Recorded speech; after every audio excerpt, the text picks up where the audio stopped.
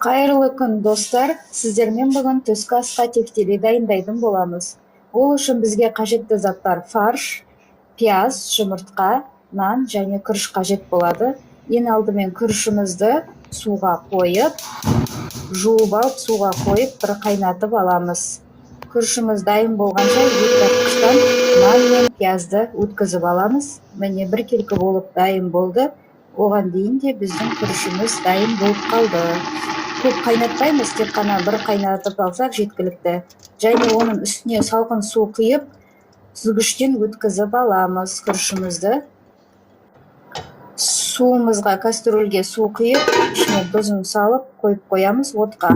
Барлығын бір келкі етіп араластырып, тұз бұрышын салып дәміне қарай дайындайтын боламыз араластырып.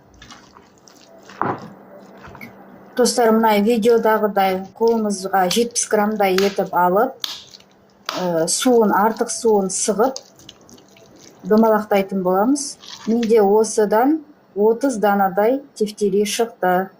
Және осы дайындап болған тефтелиімізді қайнап тұрған судың үстіне қоямыз.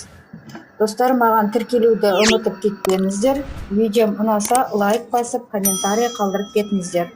40 минуттай пісіріп аламыз. Мінекей біздің тефтелиіміз дайын. Ас болсын, баршаңызға.